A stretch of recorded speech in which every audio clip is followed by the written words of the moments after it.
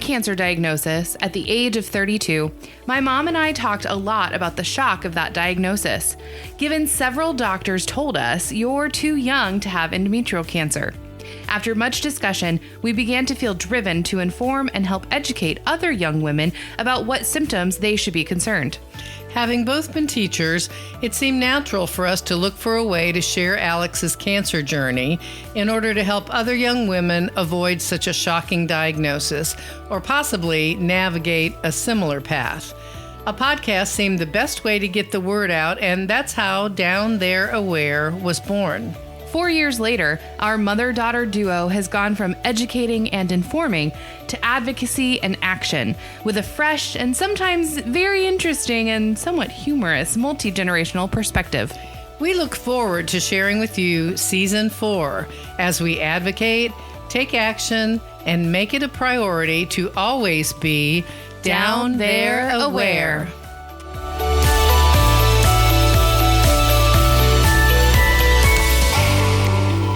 Welcome back to another episode of Down There Aware. We're so glad you're here today.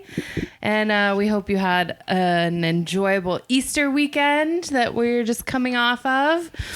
We actually haven't celebrated Easter yet, but you will have already been through that. It's amazing how time travel happens with these podcasts. Or not. Or not. So today we were thinking about what we talked about last week and how all of these, examples of news stories that women had misdiagnosis or delayed diagnosis, they weren't listened to. And so Mom did a little bit of research into what does that actually mean, not just for the patient. We know what it means for the patient. We know, delayed diagnosis can mean you're diagnosed at a later stage, you are further progressed, and so your treatment is different, your prognosis is different. But in terms of healthcare costs, hospitals, what does that mean, and what does it cost? Yeah, and so the first article I read, which really kind of drew me in and made me want to do more research, is about specifically endometriosis diagnostic delays. I guess in order to have data that's understandable, there has to be kind of a focus. They can't just say all delayed diagnoses. And so this is specific to endometriosis diagnosis. And it talks about, and this is the cost to the healthcare system and to the patient. It talks about how the symptoms of endometriosis are nonspecific, and they overlap with other gynecologic and gastrointestinal diseases. Right. And that makes a lot of sense. We've kind of talked about that. We talked about just last week that you as a patient may not feel like you have the potential to have cancer or some other horrific disease because you have bloating and diarrhea and those things, because oftentimes people have those and don't have a dreaded disease. So it's a catch-22. When do you stop and say, wait a minute, this is happening, it's happening too much, and when you bring it to your doctor, when does the doctor go, okay? And so I think that's a lot of the problem with the delayed diagnosis. The patient doesn't know when to recognize it as more than simply what it is. And the doctor doesn't know. Yeah, well, and I think also, in my personal experience, they wanted to rule out all of the easy things first. And they wanted to rule out, so many things cause bloating, and so many things cause, all of the cramps and all of those kinds of symptoms. And so many of the things that cause those are things that you can take Imodium for, or you can change your diet. Because it might be that you're glucose intolerant or lactose intolerant or whatever.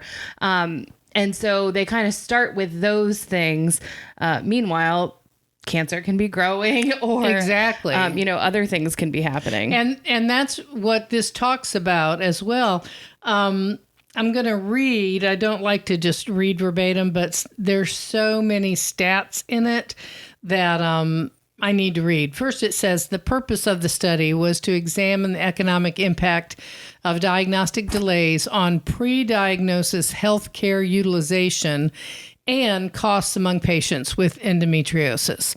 And the more I read, it became clear to me that when there is a delay in diagnosis, that period of time, the patient is spending a lot of money to try to see what's going on. And the healthcare system is going through a lot of testing, which costs a lot of money as well. Right. So that's what they mean by the pre-diagnosis cost.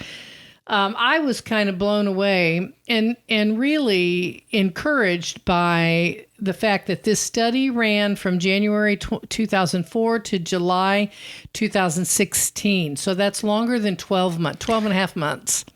I mean, years. Yeah, I was going to say, that's much longer than 12 and a half 12 months. and a half years. Well, and also just keep in mind, if you are unaware, and I looked it up to be specific because I knew it was a long time. On average, women in the United States will suffer from endometriosis for 10 years before they receive a proper diagnosis. Well, and that's in keeping with the couple of things I've been reading. So it's really cool that the study covered that time, Right. because that is on average. So that's great. Yeah. The results of the study are this. The total number of patients included in the study, 11,793. I would say that's a pretty decent sample size. Yes, I think that's an awesome sample size, and that's something that's not going to negate the results by them saying, oh, it's not a big enough Right. sample size. What they did was classify these almost 12,000 women into those who had a short time for diagnosis, an intermediate and long delay. So a short delay, intermediate delay, long delay. The short delay showed that 37.7% of that nearly 12,000, those women had a short delay.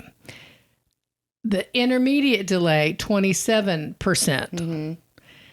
The long delay, 35.3. So it's about a third each. Exactly. Close to it. Yeah. Patients with intermediate and long diagnostic delays had consistently more all-cause and endometriosis-related emergency visits and inpatient hospitalizations in their pre-diagnosis period than the patients with the short delays. The cost involved pre-diagnosis all-cause healthcare costs were significantly higher among patients with longer diagnostic delays, averaging $21,489 for the short, $30,030 for the intermediate, and $34,460 for the long delay. So about 13,000 more between short and long delay. So again, that's what this study's about, is the cost that's involved. You have to take that into consideration. Certainly that's not the most important thing. The most important thing is the health of the women, but it might not be the most important thing morally to us, but if you're talking to an insurance company and they're looking at their numbers, that's what they're going to see is the bottom line. There were two peer-reviewed papers that were included in these statistics. One of them stated or documented that an average diagnostic delay of 6.7 years among patients with endometriosis was mainly due to delays in a referral from a primary care to a specialist. 6.7 years. And how often have we seen that? And does that mean the delay is your primary care won't refer you, or that they have referred you and you can't get in to see a specialist. Well, it doesn't specify that, although it does talk about how many primary care doctors don't have the education specific to, I mean, they're primary care doctors. Right. And I will say this, my primary care doctor and his PA, anything that goes on with me that gives them pause to stop and wonder, they send me to a specialist. There are times it kind of annoys me because I just want to get fixed, but I mean, the annoyance is for a split second because I'm so appreciative that they are willing to say, I don't know enough about this, but I'm going to send you to somebody who does. Yeah, Mom and I see the same primary care, and it's the same for me. Now, I have always just assumed it's because my chart is a mile thick, and he's like, I'm not touching that. Not touching that. You need to go see a specialist. You have enough weirdness. I mean, I literally just had my annual physical a couple weeks ago. And he was like, your back surgery was the only surgery you had last year, right? And I was like, dang it, you have to ask that question with me. Like, yeah.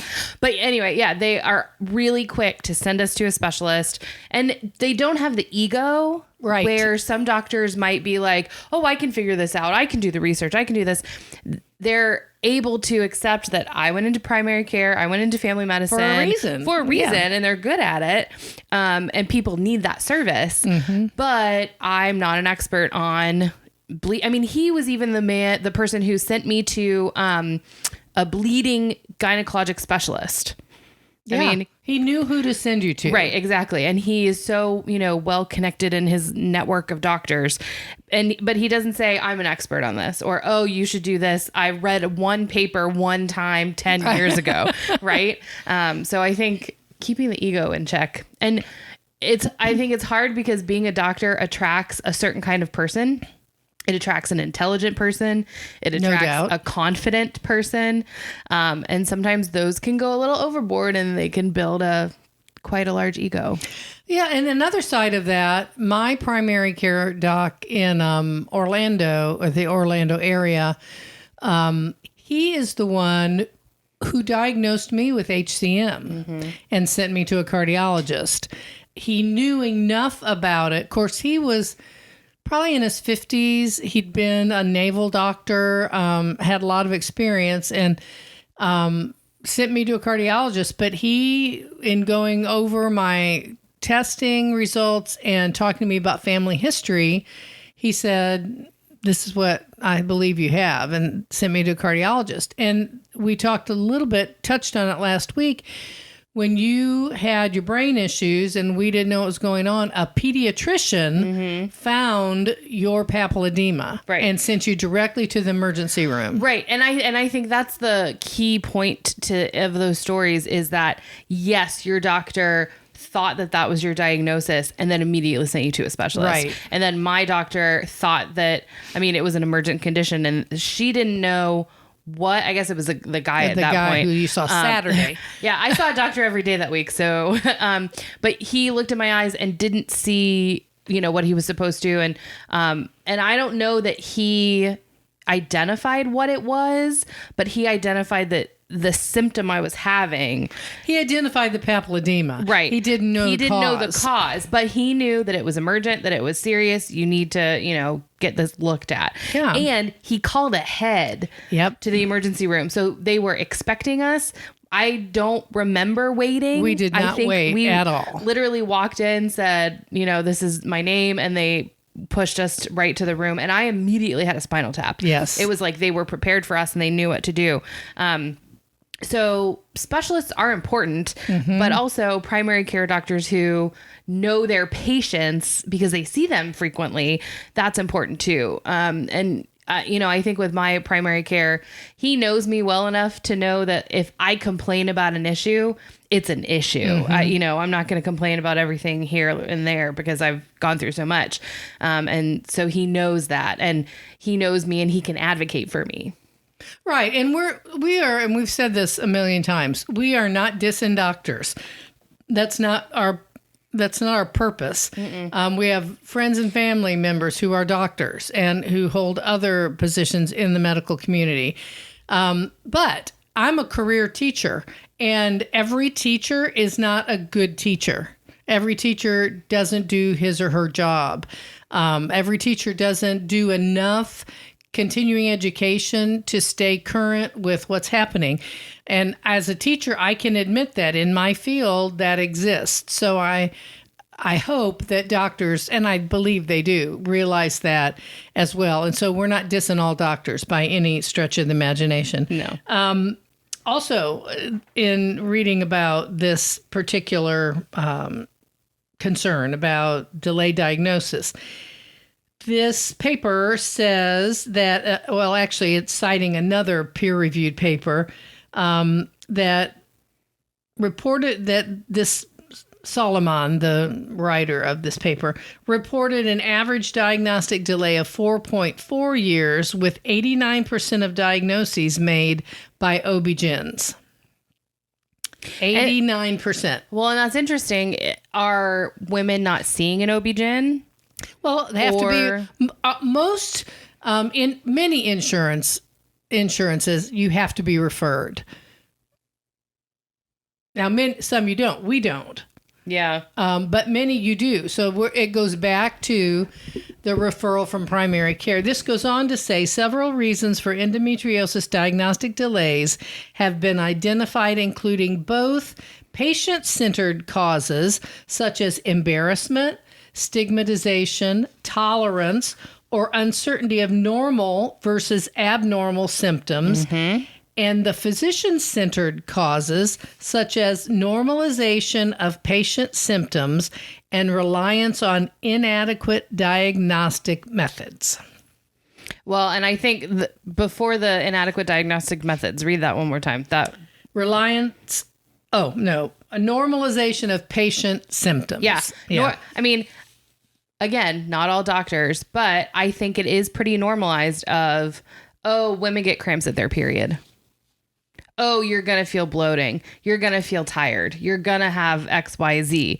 And it reaches far beyond that when it's constant, or you have to take days off of work or school because you cannot get out of bed, or, it impacts your life.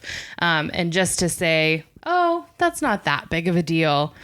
I have a friend who right now has a she knows she has a mass in her uterus. It's been biopsied. It is not cancerous. I'm not sure that it's endometriosis tissue. And they know they want to remove it, but because she wants to try and save her uterus and not just have a hysterectomy, she can't have surgery until June. And she's known about this for almost a year. And they just can't get her in any sooner. But you said it really impacts her mobility. And even just the other day we were hanging out and she said, I can actually feel it now. Like it used to be like I knew it was there and I would have symptoms, but it's like, no, I can like press on my stomach and feel it now. So it's great that they biopsied and they know it's not cancerous, but it's really impacting her life. Right. And so even, this study is just about the delay in diagnosis. What about the delay in treatment? Yeah. This goes on to say clinical guidelines do not provide a consistent approach to the diagnosis and management of endometriosis, with little attention given to the presence of comorbidities, which may contribute to diagnostic delays. And that makes perfect sense because the doctor, like you said, is going to look at the lesser condition, right, and say, let's check this out to rule those out. And it's that whole doctor saying where they say, when you hear hoofbeats, don't automatically assume it's a zebra. Yeah. It could be, but the percentage of times that will happen, it's probably pretty slim. But as a human, like, and you again, also have to, if you're the patient, you also have to take into consideration, like, okay, I've gone through this. And I think something that is also frustrating is like when you're a self-aware patient you probably haven't gone to your doctor about this issue until it's gotten to a point where it's affecting your life and you're unable to do certain things. But at that point, I feel like the doctor brings it back to that time where you've already been mitigating, symptoms and things when it was lesser before it grew, and they kind of backtrack a little. And I saw that when I was having GI issues and got sent to a specialist, and he just said, well, if you think you're going to have diarrhea in the morning, you should take Imodium at night. And I was like, all right, so cool. I just saw a specialist to tell me to take over-the-counter medication if I feel like something's going to happen when it's never predictable. Like, what is going on here? Anyway, and so I think that sometimes they do I don't want to say easier, but the less severe kind of treatments. I think you said lazy last week. I did say lazy last week, didn't I? And again, I'm not trying to bash people, but I do think that there's a sense of laziness or this isn't worth my time. I have people who have horrific conditions that I need to deal with. But, so much responsibility also lies with the patient. Mm-hmm. And as you were saying all that, it came to mind, my son, Alex's brother, fell several months ago and got a pretty big gash in his shin area. And it just never has been right. And he had some real issues a few weeks ago, and he went to the walk-in clinic, and they sent him to the ER. So I'm talking to him after it's all over, and I said, did you explain to the ER doc that you fell, you were in the canal, which is nasty and full of bacteria and all kind of growing things? And did you go through? And he said, Mom, they don't want to hear all that. And I thought, you don't have a clue. Yeah. That the doctor can't do his or her job if you don't. I always say, I want your file folder to be as full as mine. Mm-hmm. So I'm going to tell you everything. And I don't feel like that's overkill. I feel like sometimes it can ring a bell in that doctor's mind and go, oh, so that happened. Mm-hmm. Then it could be, So much of it lies with the patient as well. Mm-hmm. The other article I read is about diagnosis delays as well, but it's from a law firm and it's from a legal perspective, which, I never really thought about. Yeah. I do think we're a liturgical society and litigious. Yeah, we just got through Easter. I'm thinking liturgical. Litigious. We're in a litigious society. And sometimes that's annoying because people sue McDonald's because they got hot coffee on them. And a lot of other horribly stupid things. But it was eye-opening and interesting to me to read about this legal perspective. Well, Sadie has joined us because she's interested in the law. Ooh. And she just or yawned. It's boring.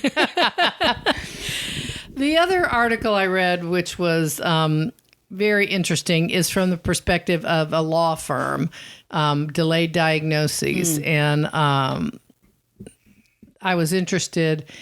Actually, as I was Googling delayed diagnoses, because we talked about that last week, and, I looked at the healthcare and the cost, this popped up and I thought, I've never thought of it in those terms. Yeah. So let's check that out.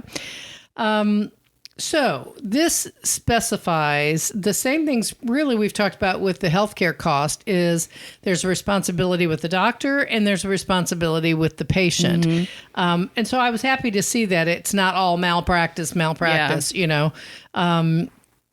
It discusses, let me see, delayed diagnosis of cancer can lead to devastating consequences. Many patients miss a critical time window during which cancer treatment may have been the most effective because of these delays. And we talked a little bit about that last week. As a result, the time left untreated may allow the cancer to grow and spread to other parts of the body, making treatment even more difficult. In some cases, delayed diagnosis leads to the inability to cure the patient's cancer, resulting in patient death. Yeah. And, that just really puts a light on the overwhelming responsibility of both parties, because they want to work, you want them to work as a team so that it doesn't end in death. It talks about the delayed diagnosis in many patients happens because whatever's going on with them doesn't have clear signs until the later stages. And we know with my sister who died with ovarian cancer, she had the bloating, the dull backache, the very general signs that we've seen. Well, and her abdomen looked like she was pregnant, and she was in her 60s. Right. So, well, she was 59. 50s. Yeah. So, anyway, a lot of times you don't get it till it's too late to do anything about it. And so there needs to be something that can change that. They also say one of the reasons is the failure of doctors to identify more subtle early symptoms of the condition. Sometimes delayed diagnosis is unavoidable due to the lack of observable symptoms. And I'm glad that was part of this, because sometimes no matter what the doctor does, no matter what the patient does, nothing's going to work.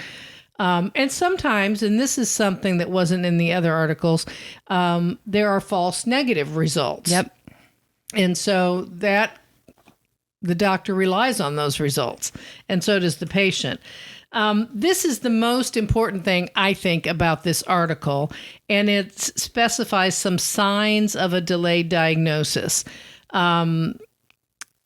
So I'm just going to read those. There are 4 of them, because I think this is what we have talked about with putting some text on period products, trying to get the word out through this podcast, just getting the word out.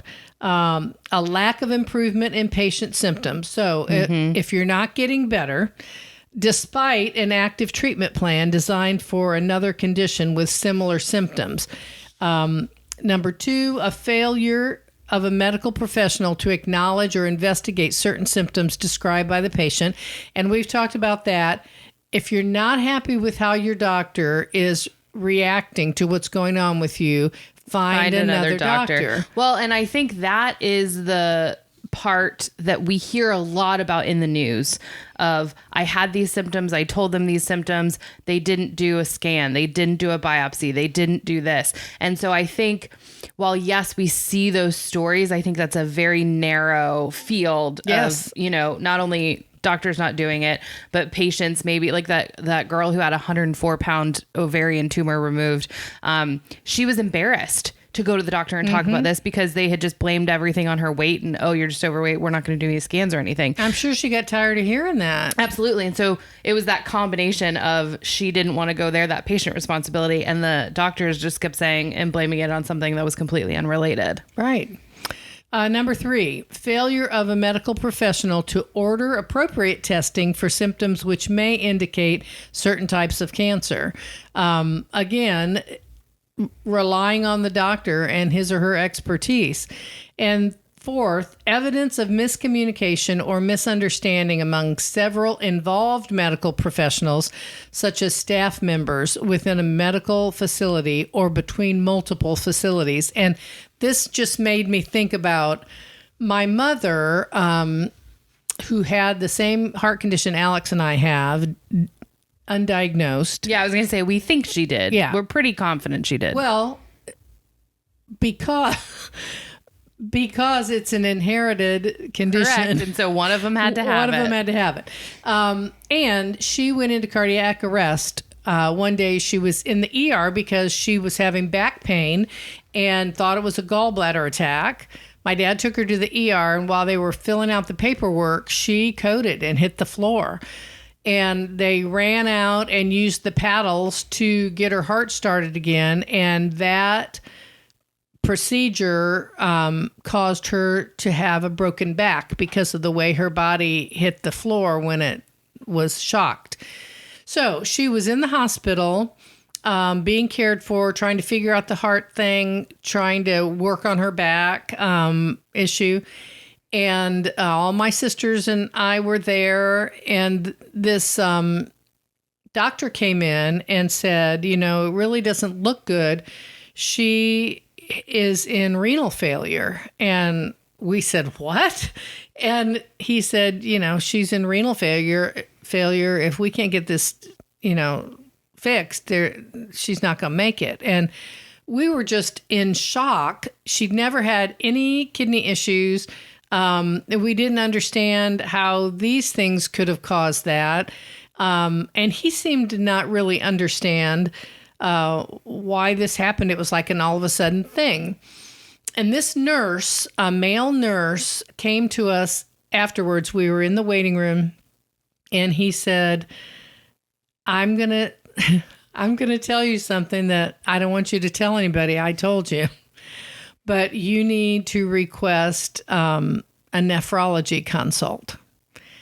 And we said, okay. We were desperate to find out what was going on. So a nephrologist came in, checked her over, actually just really took one look at her chart and started saying, take her off this, and this. And he looked at us and he said the combination of the medication she was on was causing her kidneys to fail. And that's a perfect example of this miscommunication among all the professionals, because there were so many specialists working on her and they were focusing on one thing that was wrong with her. But the combination of the treatments were killing her. So a perfect example of what this talks about. Mm-hmm. And again, these four things put the responsibility on the patient as well as the doctor. And I think that's the lesson to be learned, that, it's a team effort. We're all here for the same reason. It is. And I think that's why we, harp on, we're not just bashing doctors. We're not just bashing healthcare professionals, but we're also not bashing the patients. We're trying to educate and help everyone become their own advocate so that they eliminate one of those issues, right? Like if you're the doctor, you're going to look for things and you're going to do investigate and all of that. And if you're the patient, you're going to ask questions and find a second opinion and things like that. And in both cases, what is happening in your particular case can inform the doctor for future patients, right? Can inform the patient for future experiences with their own health care. Right. So that's really why we even do this. We're not experts on anything, really. We just have been through so many experiences from which we've learned that we want to impart what we know to others so that maybe it will help. Yeah. And, I haven't really spoken to that gynecologist who was the one who ordered the DNC and actually diagnosed me with cancer. But I do hope that he has absorbed from my experience and from, our experience together, that he needs to not be so quick to dismiss. And in his defense, he did order the test. Yes, he did. And he did cover all of his bases. But his countenance and just how he handled things beforehand of kind of being flippant about, it's not going to be this, it's not going to be that, it's not going to, very, very sure. I hope that he now is speaking to patients in a way of, it's very unlikely that this could be it, but it's not, impossible. We're going to do the test and then we'll see, and then we'll move on from there. Words are important. They are. And if that's what I had been told, I think I would have been a little more prepared. You would have been better for prepared that diagnosis. As would I. Yes.